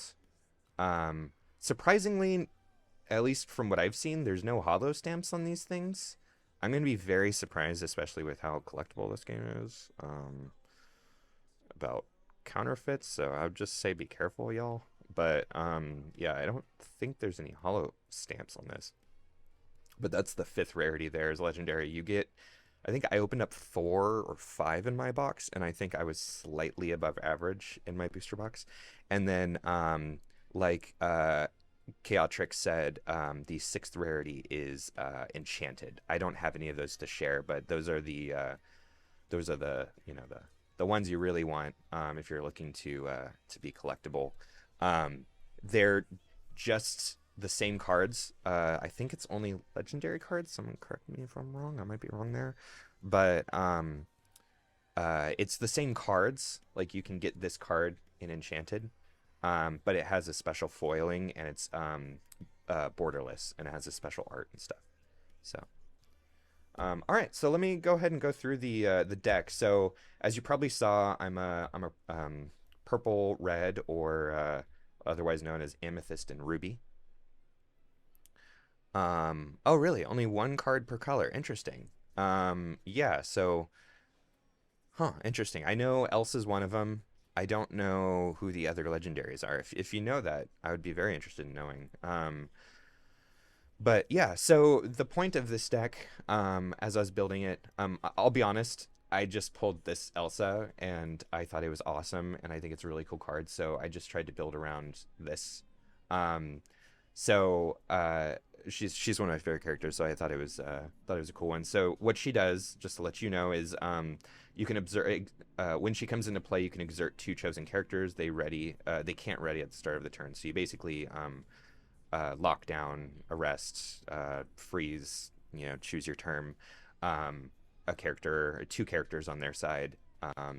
So basically, the goal of this is to draw as many cards as possible. Yeah, you got to tap them down. It's very control-y. I'm a control player at heart. Um, you basically drawing and manipulating your deck to get to your big bombs. Is basically that was the whole kind of goal here. So you're holding them off with direct damage, or not direct damage, direct banishing spells. Man, this magic terminology is gonna trip me up. I'm trying though. I'm trying. Um, until you get to your bigger bombs, which Elsa's one of them. Um, but there's I think my biggest bomb is Marshmallow, which I'll get to in just in a little bit. So yeah, so you have Elsa, you have the Queen. I already mentioned her earlier, but she's one of the MVPs of the deck. She's literally just tap draw a card. Which there's a lot of filtering in my deck. There's a lot of ways of like Ursula's Cauldron and stuff, which I think I actually have right here. Yeah. That allows you to essentially scry. It's a little different than scry, but in terms of magic, it's essentially scry. It's look at the top two, put one on top and one on bottom. So you can stack your deck quite a bit. So these three cards are some of the best cards in the deck. Um, I'll be honest, I never drew this one, so I can't tell you how it performed. So that's actually kind of funny. I played 10 games and never once drew this, so I can't tell you if it was good. However, I will say when it's exerting opposed characters with evasion gain reckless, um, yeah, I guess it's fine. I mean, it forces their evasive creatures to attack into your creatures, which it's not really a problem for red, but it is a problem for other colors to deal with evasive creatures. So getting them to attack or bait them into attacking your characters to kill themselves or banish themselves is kind of your only way of doing it. So like I found myself baiting evasive creatures a lot and being like, "Hey, look at this really cool evil queen who has this awesome ability. She has one damage left. You want to attack her with your evasive creature, she'll kill him," and it worked pretty much every time. But that was like my only way of dealing with them in many ways. Uh, there's going to be a bunch of cards that I'm going to tell you you would want to cut if you're building your own deck. This is one of them. It's fine. It just I had to fill it out with more purple and red. Gaston is also fine. He was pretty good at just killing things. Yeah, that's that's his whole thing there. Reflection's a really good card. I would recommend this. This is almost exactly word for word Brainstorm. It's look at the top three cards of your deck, put them back in any order. Um, and it can essentially be free. Yeah, the vanilla creatures are definitely cuttable. Most of them for sure. You know, what I mean, I think every card game in the beginning you can deal with having vanilla creatures and it not be terrible, but this one it's yeah it's still not very good, but yeah, this is a great card as far as filtering and stacking your deck. Pascal is a mighty little dude. Probably the card that won me the most games if I'm just going for like amount of quest counters. um like I said, I've had games where I got him out on turn one and I just quested every turn and won because evasive is so incredibly hard to get rid of. So he's easily a four of that I don't have four of yet. Although I'm hoping because he's an uncommon, I will. Easily cuttable card. This is just a card that has Challenger, which gives it +2 attack. Again, just use these to fill out my things. So as we're opening cards today, hopefully this helps you know, like this is not an amazing deck because I just really had to fill out my curve. This one I also never drew. I think it's fine. It says ready chosen character, so it allows you to quest and then attack if you want to, or quest and then not have them get killed because they're not exerted anymore, or like you could use the Evil Queen twice, um, or the Queen, I guess, is the name of that card. But I never drew it, so I can't really tell you. This card worked in some cases. To be honest, most characters are usually exerted all the time because they're either challenging you or they are questing. There's very few times where I found this was stuck in my hand the whole time because you can't ink it. There are very few times where I found like I really want to exert that card so I can kill it. So it's fine. Um, okay, so it's actually 2 enchanted per color. So Tinkerbell and the 7 cost Simba for steel, 4 cost Bella, and 5 cost Aurora for sapphire. Those are great cards, by the way. 5C Maui and 7C Aladdin. Maui's fine. 7C Mickey and 6C Genie. Those are both good cards. 4C Mickey and 8C Elsa. I don't recall the 4C Mickey, but the 8C Elsa is the one I have in this deck. The 7C Stitch and the 8C Hades. So the Hades, I don't recall those ones either, what they do. But there's some great cards in there that are enchanted. So there you go. Thank you for reading that, or typing that. So there's your answers as far as cards that are enchanted. This is actually a good card, to be honest. I'm surprised that they gave such a good card to such a deep cut. Like, I'm happy about it. I'm not upset about it. I'm just surprised. It's 1 mana that is also or 1 cost that is also inkable, and it's a 2/2. I mean, this card did work. I won't lie. I mean, I don't think, I feel like you could easily, like, maybe when the second set comes out, this would probably be an easy cut. But yeah. Never drew this card. So can't say how good it was. I don't think it would be good because really her whole thing is making sure you have an Elsa in play, which is weirdly specific. And I don't have as many Elsas in this deck as I would have liked. And when I did, they would die, and so she was useless. So I think that's an easily cuttable card. This is the one that really disappointed me, to be honest, because I think looking at it, just based off of like my knowledge of the card game prior, I'd be like, oh, this is great. You can exert a chosen character. You can lock down a character. Like, it's very control-y, right? Well, you can't do things on opponent's turns. There's no instant interaction. So you're doing this on your turn. So sure, you can exert their character to challenge them, but you can't exert their character to prevent them from challenging you or to prevent them from questing. So Elsa basically just stood there a lot because they either, like I said, were always exerted, so because they were questing or challenging, so I would just not need to do it, or I wouldn't have a situation where it was ever favorable. So I was like, okay, well, I guess I'll just use her as a 2/3 for 3. Not great. That one kind of disappointed me. I think once I found out that you couldn't have instant interaction, it wasn't great. I mentioned this earlier, but this is an MVP of the deck. This just allows you to basically either attack twice or like have 2 combat steps with the same character, or allows you to quest and attack at the same time. This card is easily a 4 of, one of the best red cards. Again, really good card. Not surprised they gave 1 to Minnie Mouse, but 1/3 for 1 is just a really solid. Anything higher than 2 is just really solid. So highly recommend. Said this earlier, Yzma did absolute work, easily a 4 of, because filtering your deck when you have so little, because you're top decking so often. Purple doesn't top deck as much as many of the other colors, as for reasons you'll see soon, but being able to filter, like, this is, if you're noticing you're top decking a lot, which most people will, easily a 4 of. Okay, so I mentioned earlier you need a card that is that I'm ramping to. This is the card. So this is Marshmallow. And this says when it's banished and challenged, you may return that card to your hand. Again, top decking, really hard to do. Getting rid of characters, pretty hard to do. This thing is just a 5 mana or a 5 attack beat stick that just wipes out their whole board.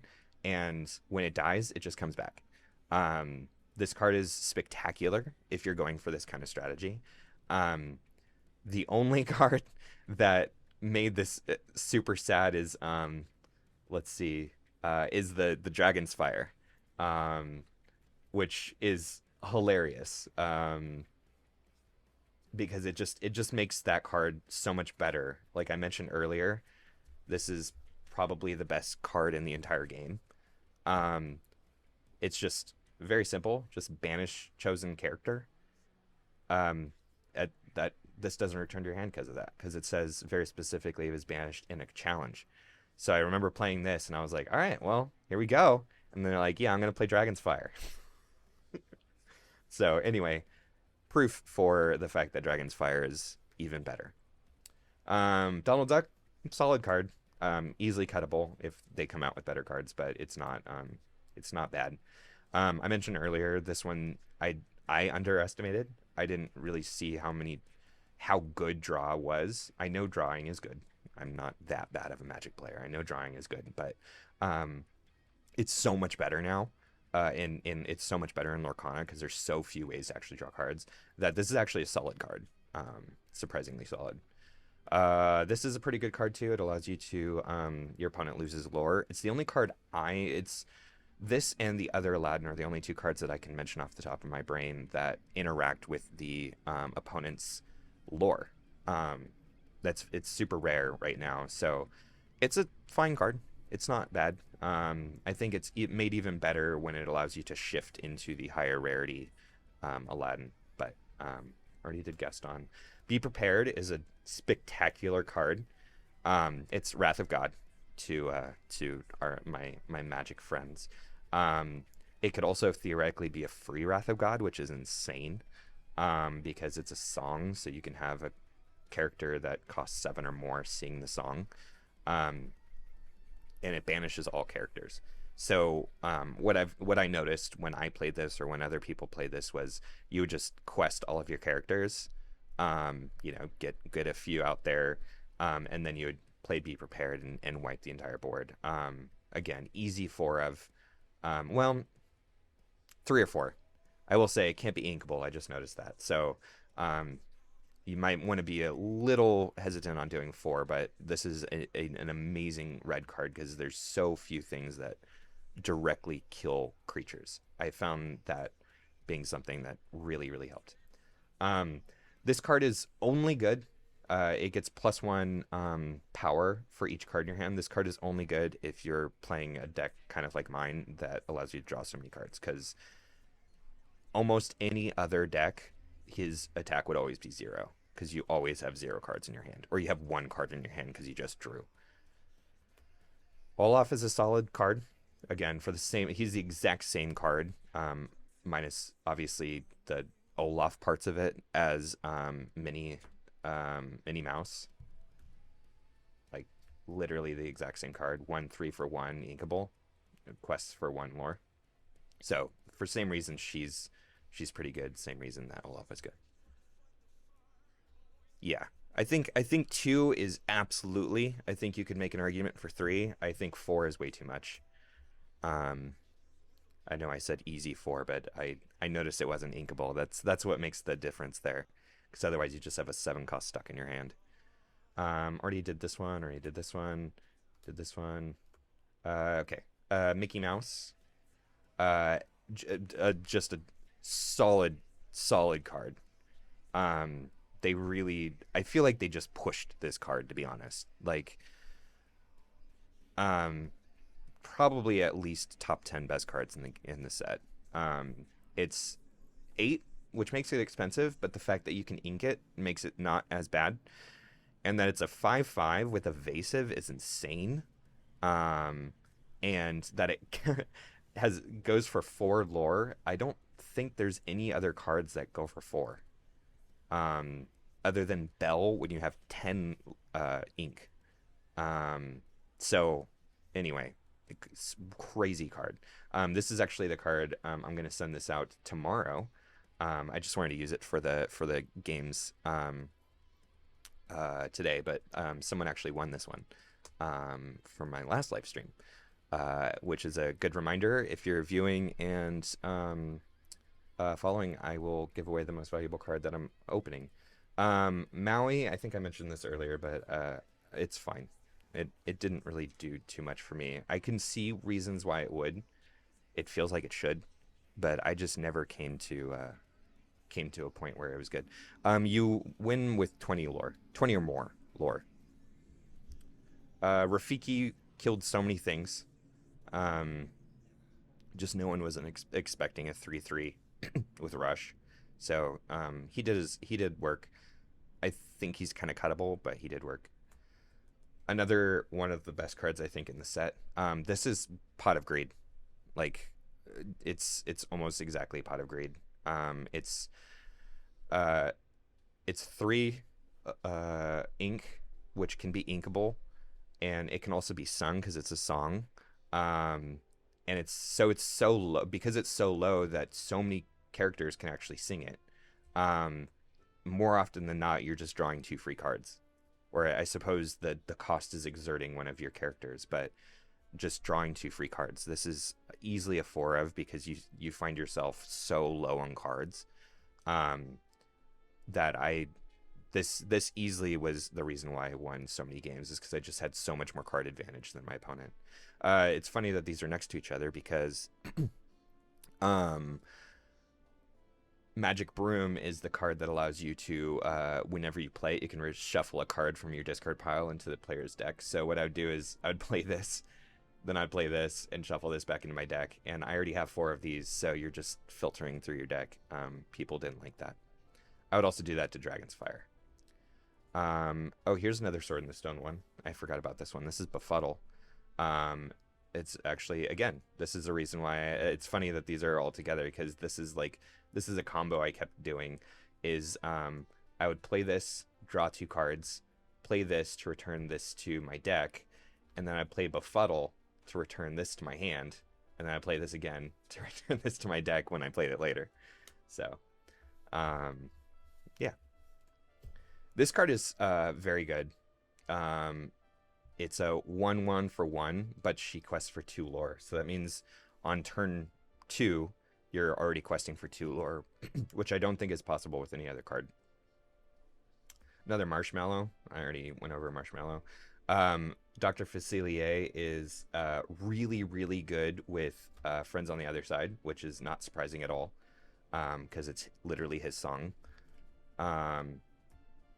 But he says, whenever you play a song, which Friends on the Other Side is, sorry, let me get that glare away.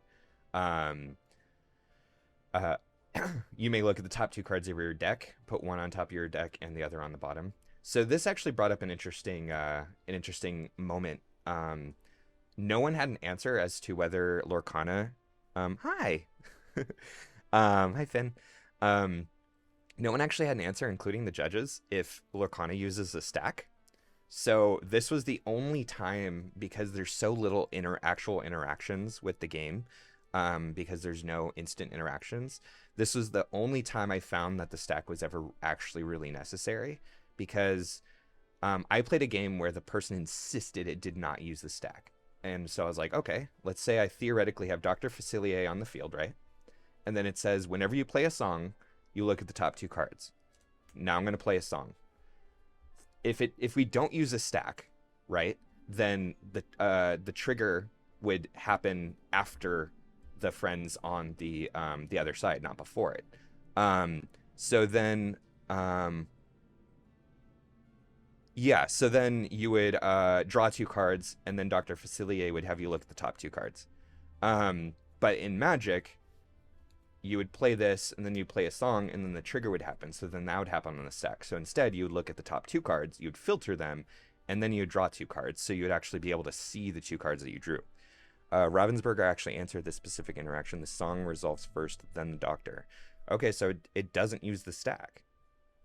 So you don't get to filter your cards then. Like, you don't get to...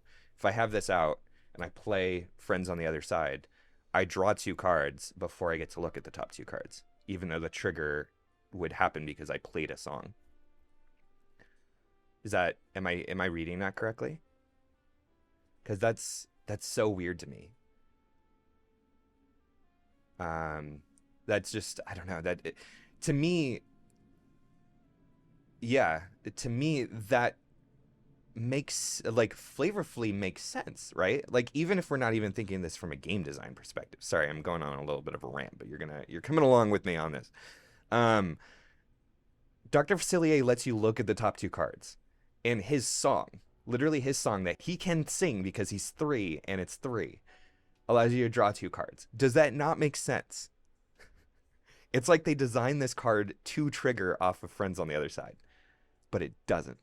Like it does. Like you still get to filter your top two cards, but you don't get to look at those top two cards before you draw them. Isn't that weird? That's so weird.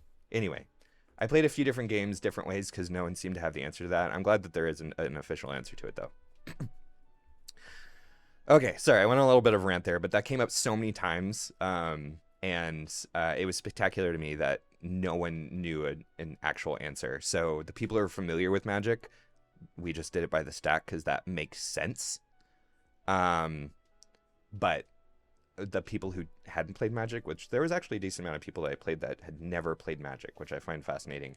They had no idea what I was talking about when I said the stack. So they're like, well, you played that second, so you do that second. All right. Yeah. All right. Already gone over these cards. I think I've pretty much gone through. That one's new. That one's new. I've already gone over possibly best card in this set. Goofy's just an invasive creature. He's fine. Easily swappable. This one actually did some work.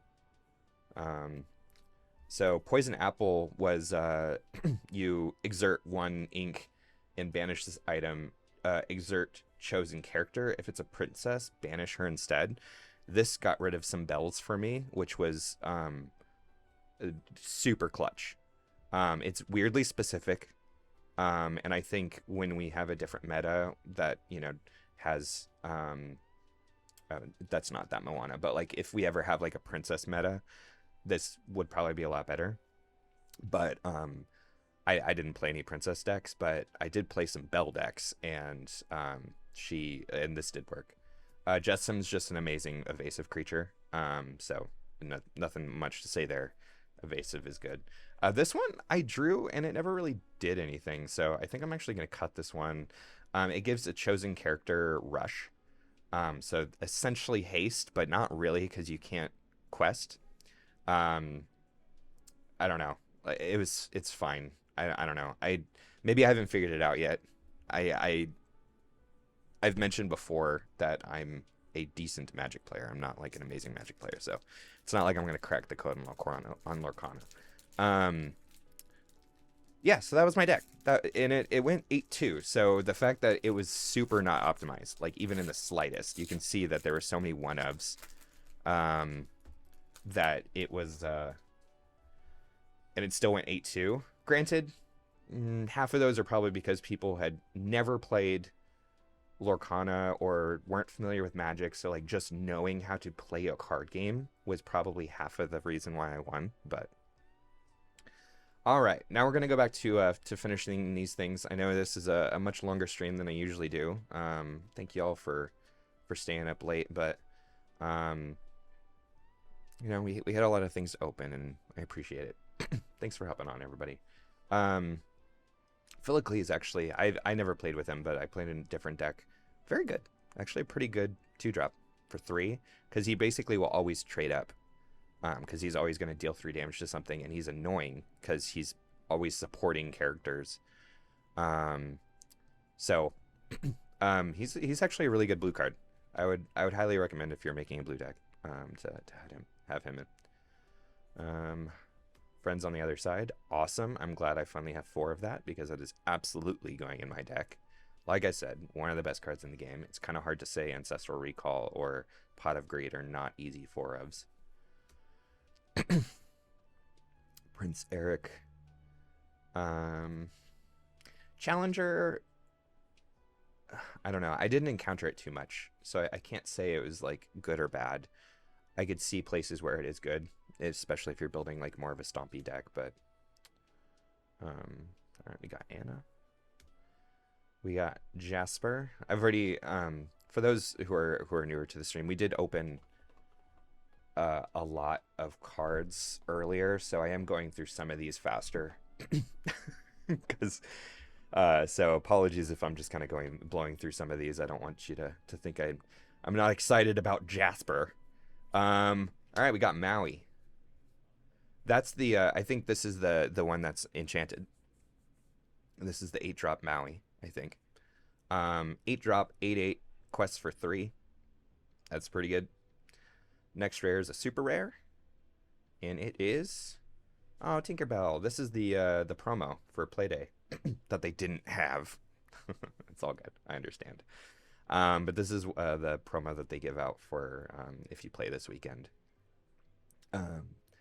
It has shift, which is fine. When you play this character, deal 1 damage to each opposing character, which is also fine. I mean, like, dealing damage to a bunch of characters is not bad, but it's it's the Ruby Maui. Okay.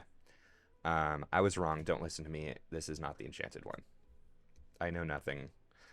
And then during your turn, whenever this character banishes another character in a challenge, you may deal 2 damage to chosen opposing character. Now that's awesome, because just dealing 1 damage is fine. Even just dealing 2 damage is fine. But if you can do repeatable damage, that's awesome. That's really good, especially if you can feed these off of each other. Now, this is another one that would bring out the stack, right? If when you play this, it deals 1 damage to creatures, then creatures die. Oh, it says only in a challenge. Man, that's disappointing. So you would play this, it would deal 1 damage. It could possibly kill off a bunch of characters.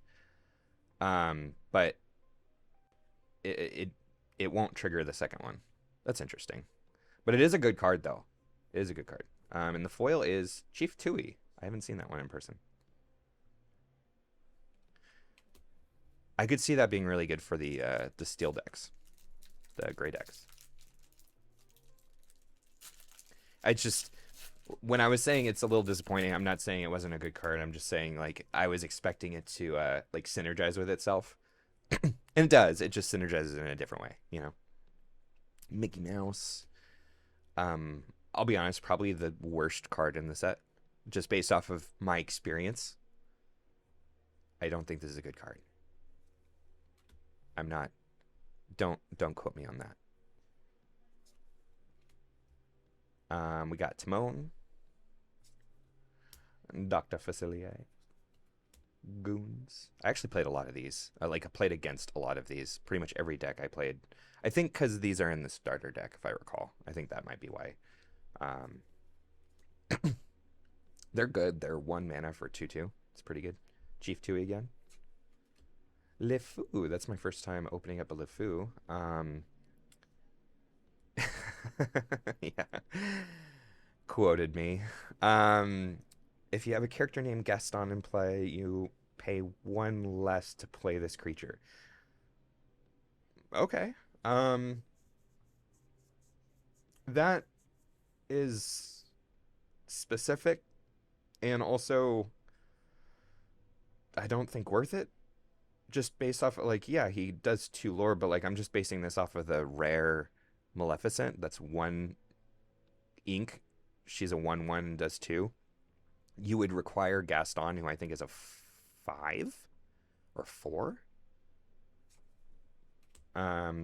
Ransack from Emperor's New Groove.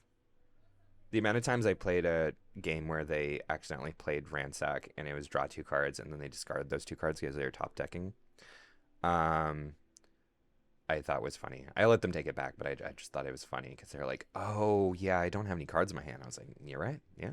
So you got to just discard those. Yeah, until next week. Honestly, some of those ones that are late might get it. Like I said, the distributors haven't been able to fulfill even their initial orders. So you might get in right when they actually get here. Ursula's Necklace is our first rare. Whenever you play a song, you may pay 1 to draw a card. I suppose if you're going a song deck, I don't know how many songs there are in Amber, but next rare is Cruella de Vil, which I've already said is a pretty good card. And then our foil is a super rare. So that's good. What is it? It is Ursula. I haven't seen this one. So when you play this character, each opponent loses one lore. You may draw a card for each one lore lost this way. Okay, so this is a multiplayer card. Like, this is great for a multiplayer card. It's actually kind of funny how built this is to be a multiplayer card. Because every other card, I feel like you can be like, oh yeah, that's pretty good for multiplayer, but like this card is not really that good not being in multiplayer, and it's spectacular in with the more people you play. All right, on to the next one. That's a commander card if I've ever seen one. All right, we got Megara. By the way, I just got a ping from someone else saying, I hope you feel better. I'm feeling a lot better. I know some people are asking. I'm feeling a lot better. This took my mind off of it a little bit, and I think I'm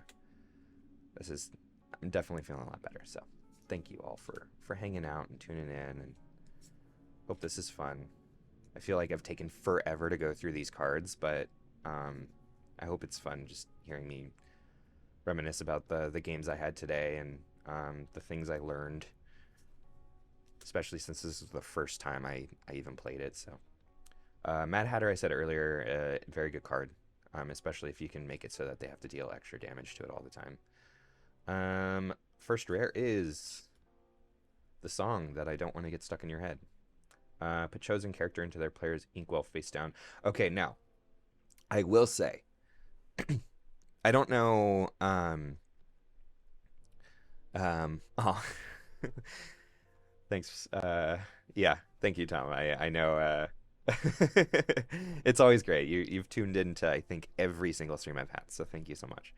Now I will say, I mentioned Dragon's Fire is probably the best card in the set, right? I don't know how this is as far as costed goes, if this is good. I mean, it is good. Like, just what it does is good. As far as the costing goes, I couldn't tell you. I haven't played it. However, I will say this is the best way to get rid of a card, though. Because this turns them into an inkwell, and there's currently no way to get things back from your inkwell. It's essentially like Exile in Magic. It's just gone. Now, there might be in future sets, maybe design space to, like, bring a card back from inkwell and put it on the field or put it in your hand or something, but right now there's not.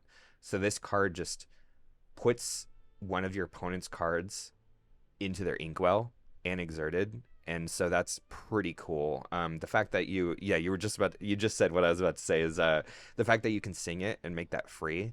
This is the better way to banish a card, because it just literally permanently gets rid of them. It ramps them a little bit, but anyway, I just wanted to say this is the best way to get rid of a card. Ooh, the next one is a legendary. What do we get? We got Hades. There he is. When you play this character, you may put chosen opposing character into the player's inkwell face down. Well, there you go. There's another one that does that exact thing. There's a reason why it's legendary. So this one, you get a pretty beefy body, and you get to do the same thing that Let It Go lets you do. So it's great.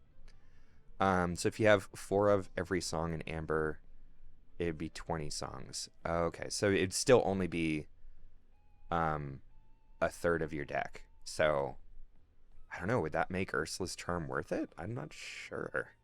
Maybe not now, maybe later. All right, our foil is Kristoff. Hades is a really good card. I think, did you say the 7C Hades is the enchanted one? Did I make that up? Now that I said that, I feel like I made that up. That's okay. If I made it up, ignore exactly what I said. If I said it and I was right, I'm the best person you've ever known. Right? I think that's how that goes. I don't know, man. 8C Hades. Okay. So I think that's is that the amber one? Okay, yeah, it's the amber one. All right, we got Jasmine. We got Elsa. Got Healing Glow. Wardrobe. Again, we've gone through so many cards. Apologies if we're going through these much quicker than you would like. I just don't want to slow roll through the cards that everyone's been like, I've seen that like 4 times. All right. We got Simba. This one actually did quite a bit of work. I played against this one against a couple steel decks. 5 willpower is just really hard to deal with unless you have Dragon's Fire. 5 willpower is just really hard to deal with, which I will say, this guy got burned by a lot of Dragon's Fire. But the fact that he can banish other characters and then gain lore is pretty good. All right, our first rare is a super rare, so that's starting off pretty good. It is Mickey Mouse, Artful Rogue. Yes, shift, and then whenever you play an action, shows an opposing character can't quest during their next turn. Oh, interesting. I haven't seen this one before. That seems pretty good. I mean, there are some really, really useful actions, so I don't see why this would not be great. I don't know how they are in green. They don't seem amazing in green, but if you're playing a different color like Amethyst that has amazing actions, I think this would actually be pretty good. All right, next one is also super rare. Wow. Okay, this is a pack. Jeez. All right, it is. Aw, Stitch. Yay! I finally pulled it. I still haven't pulled my Cusco, but here's my super rare Stitch that I really wanted. So whenever you play a character with cost 2 or less, you may exert them to draw a card. So okay, yeah, that's great. Especially if you're playing like Amethyst, I've noticed is really low to the ground characters. All right, can we go for a triple super rare? Triple super rare or legendary? What's the foil? Oh, it's a common. Dang. Honestly, it's good enough. Good enough. If you bought that as just a regular pack, you would be pretty stoked about it. So, all right, we got a foil Dr. Facilier. Anybody got any idea on like what the best cards I've opened are yet? I might have to go to TCG Player, because I want to make sure I'm doing the giveaway right. So if you're following and viewing by the time we get there, wait, did you say I pulled an enchanted? Oh, I think you said imagine. I imagine it was the enchanted that you pulled there. I was like, wait, what? Yeah, right. If it was 2 super rares and enchanted, that would, like, talk about a god pack, right? All right, we got Tinkerbell. We got Magic Golden Flower. That was awful. That was an awful goofy laugh. Wow. Just don't. I didn't do that. You didn't hear that. That was not good. Hey, hey. Oh, very cute. Got Freeze. Beast Mirror is actually really good. This is great for a steel deck. 3, if you have no cards in your hand, draw a card. Like I said, they're so often, unless you're playing Amethyst, so you have no cards in your hand. This is amazing. So, this is a really good card if you're not playing Amethyst as your other color.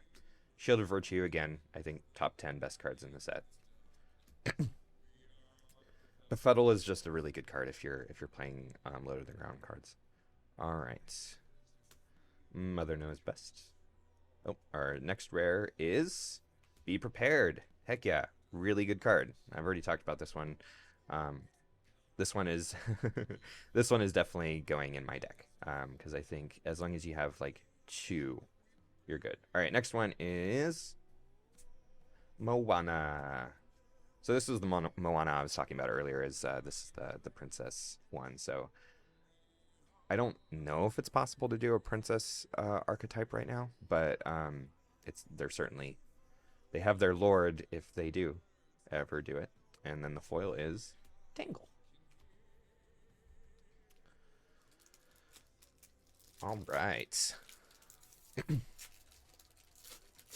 Anybody got any plans over the weekend? I mean, I know we're halfway through it, but you got anything fun on Sunday?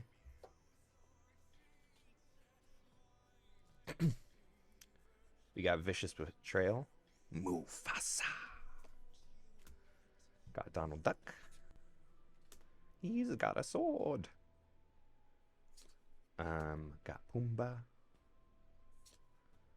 Jafar, Dreamborn. I love the design of that Jafar. I think that's really cool. I also really dig the Floodborn one too. Got Aladdin. Just, you know, just Aladdin. Got a coconut basket. Prince Philip. So get this, I was looking up online earlier. What are the top 10 most iconic male characters in Disney? And Prince Philip was on there. I don't know how I feel about that. Because sure, he's like classic, right? I mean, he's from Sleeping Beauty. He's a classic character, but iconic? Ah, I don't think I'd call him iconic. Stitch, Simba, Aladdin, Prince Philip. Tell me somebody who would say they would give me a top 10 most iconic characters, and they would even remember this dude's name.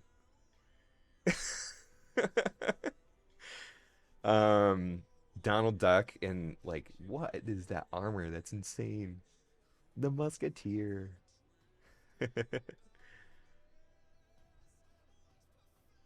um. Oh, next one's legendary. Oh, you're gonna teach the Doctor Who decks? They're so much fun. I love the Doctor Who decks.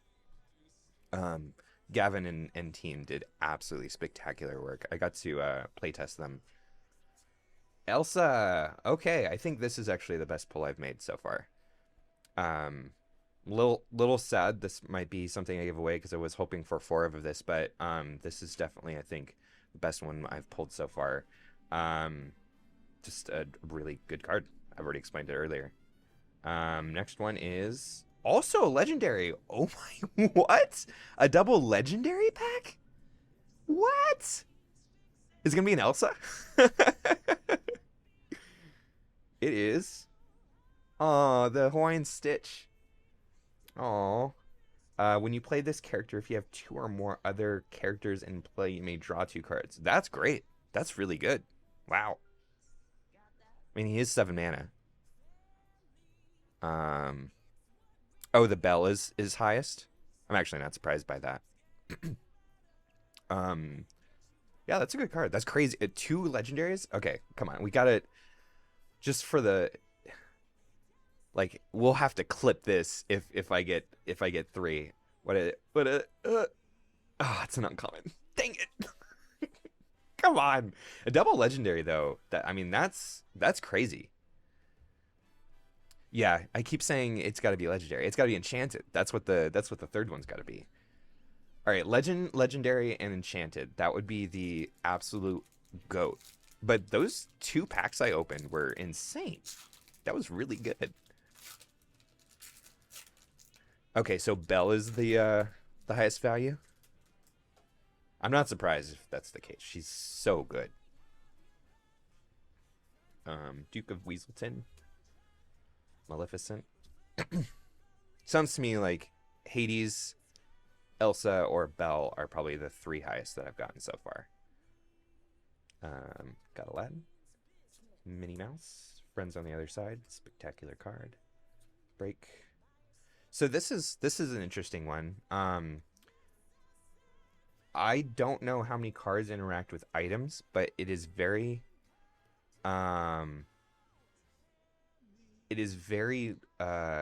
low. Like, I never had a chance. No one got rid of any of my items ever in the 10 games I played. They didn't even mention that they had a card in their deck that got rid of items.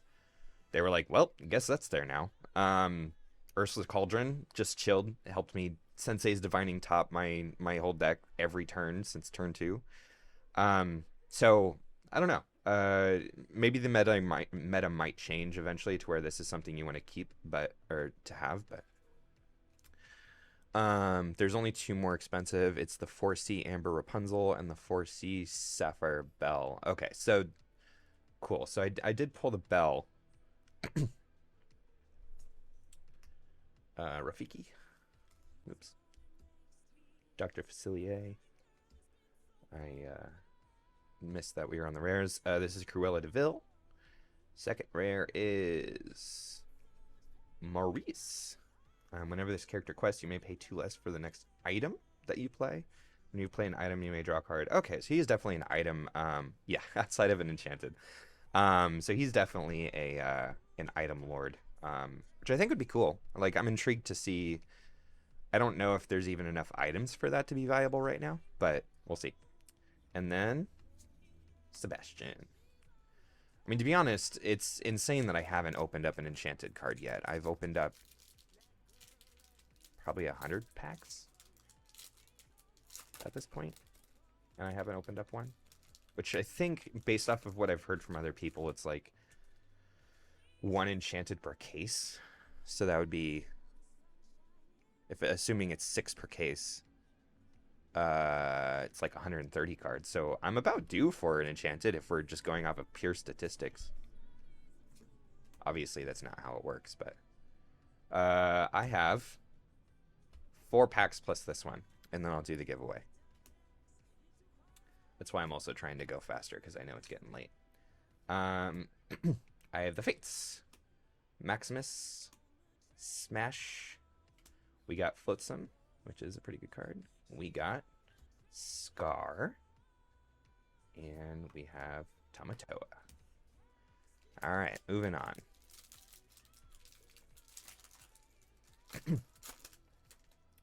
Yeah, this stream took a little bit longer than I was anticipating it taking. Thank you for everybody sticking with it. I appreciate it. Hope you're enjoying yourselves. Let me just go quickly through these. Oh, we got Cerberus. Nice. I don't think I have one of those. Jesper. Chief Tui. Super rare Aurora. She's really good if you have 2 of those, because she gives every creature ward. Next rare is a super rare. All right. Marshmallow. I've already gone over how good he is. I don't know if I'd want 3 in my deck. I could try. And then the foil is an Eye of the Fates.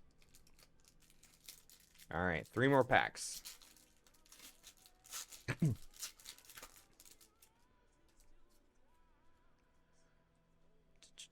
We got Freeze, Vicious Betrayal, Donald Duck.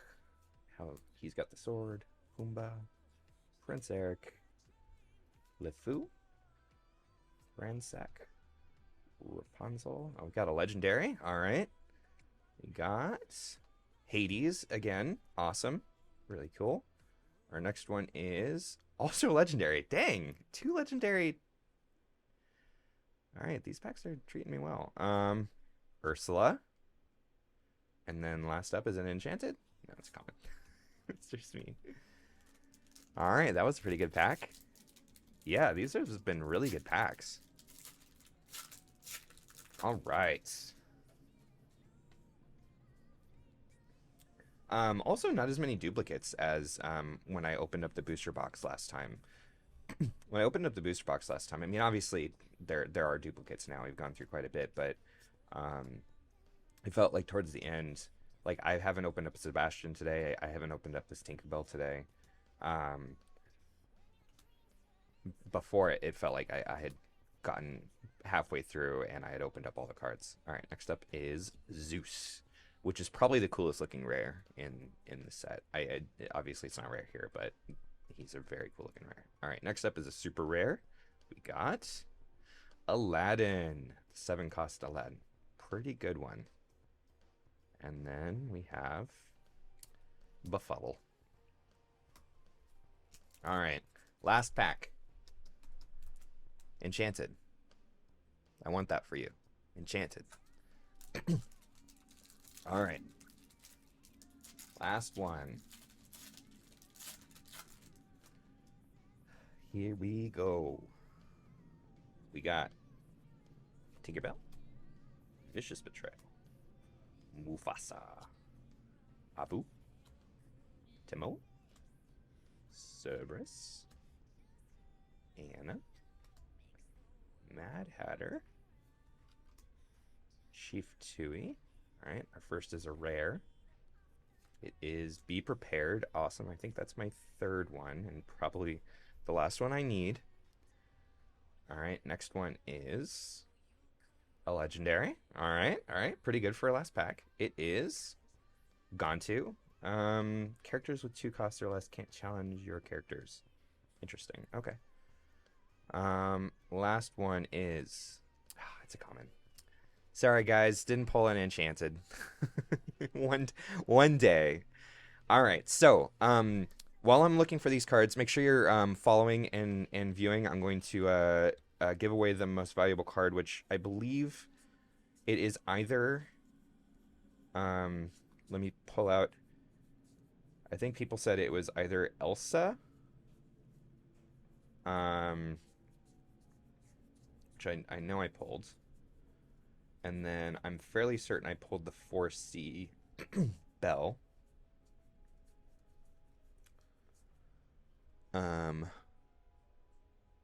Yeah, so it's Elsa, Belle. I don't think I pulled that Rapunzel. All right, so definitely that one. Sad that my boy Stitch isn't the highest. All right, and I think I got a Belle. Fairly certain I did.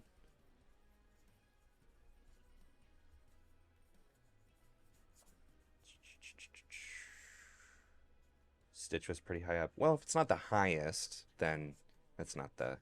I don't want to... The point is to give away the highest valuable one. Although I suppose I could also just give whoever wins the choice of the 3. Was it... Which Stitch was it? Was it this one? Or was it the other one? Which which cost of Stitch was it? Am I making it up? I pulled the Belle, didn't I? Could have sworn I pulled the Belle.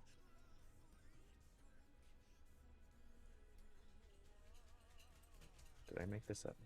That's my dog, by the way, if you can hear that. That's him running. Okay, yeah, I pulled Belle. All right. I thought I was making that up for a second. It's like it's not that late for me.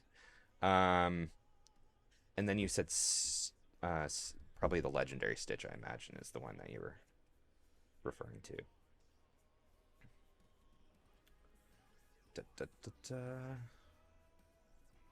Probably this one, I imagine, was the one that you said is pretty high up there. All right.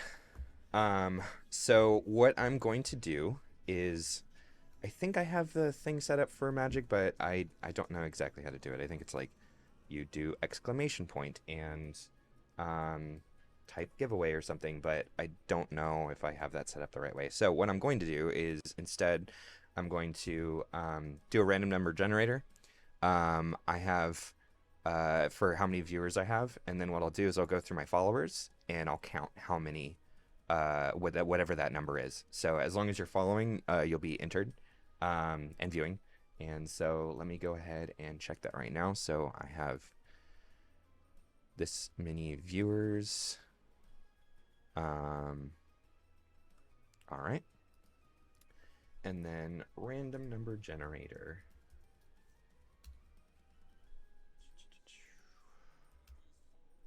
So type that in, and the the number is 1. Okay. So now I'm going to go to Twitch and look at my followers real quick. So I think what I'm going to do is, because it sounds like people are debating of which one's the highest. So I'll just offer whoever wins whichever one of these 3 they want. So if you want the highest one or not, it's fine. All right, so let me go ahead, go to followers, and then let's see. Just looking to see if this person, Toads, are you? Oh, you're literally just. I think you just followed like an hour ago. So are you still here, Toads? If you are the winner. Awesome. Yeah, you're the winner. It's crazy that I rolled a 1. That's only good now. It's terrible in D&D. So, let me get this out of the way. Your choice of these 3, I'll just whisper you, and you can tell me which one of these three you want. That way you don't feel like you have to. Oh, awesome! It's your first Lorcana card. That's awesome. That way you don't feel like you have to say now which one you want. But yeah, I'll go ahead and whisper you, and I'll get these sent over, whichever one you choose. Um, I will say I don't know how good Stitch is. Apparently it's worth a lot, but these two are absolutely spectacular. So if you're looking to build a deck, especially based off of things I've been talking about, you cannot go wrong with either of these two. This one is a good card. It's unproven in my experience. So all right. So congrats, Toads. I hope y'all really enjoyed yourselves. This is way longer than usual. This is the longest stream I've had by like more than double. So I'm pretty excited about that. I also hit affiliate after this, so I'm like, thank you so much. I really appreciate it. It's 7 out of 7 streams of affiliate, so um, I'm pretty stoked about that. Especially since I'm just doing chill hangout stuff. I'm not trying to do anything intense. I'm just enjoying my love of card games and sharing that with people. So, um, yeah, thank you for hanging out and just chilling. And I will be online on Monday at midnight. Because I opened up all the Lorcana packs, I won't obviously be doing Lorcana. So what I'm going to do instead, just give you a little bit of sneak peek. Whoops. Is I'm going to open up. I have so many things that I bought from the card store today. I'm going to open up Yu-Gi-Oh! Metal Raiders. I really don't want to get stuck in a bubble or like pigeonholed in a bubble of I can only do one card game. So because I love them all and I want to enjoy them all. So I want to make sure that it's just not always Lorcana. So I'm gonna try to switch it up. Not that I don't like Lorcana, obviously, but I'm here for TCG, CCG stuff, not just Disney stuff. So yeah, this is gonna be the thing that I open up. I'll do the same thing as this is the most valuable card. I'll be honest, not a lot of the cards in here are super valuable, so it'll be more just come and chill. I don't think you're gonna get anything too crazy out of this one. Maybe like a $10 card, I'm sure. I don't know. I haven't looked, but I don't think anything's super valuable. But I will give out the most valuable card here, as usual. And yeah, it'll be just chill. It's midnight at Pacific time on Monday, and I do that Monday, Wednesdays. So that's what I'm gonna be doing next time. And so thank you so much for hanging out with me. Congratulations again, Toads, for winning one of these 3 cards, whichever one you choose. And yeah, I will talk to y'all soon. Thank you so much for hanging out. Have a great rest of your day, whether it's the morning or late night. So take care. All right. Bye.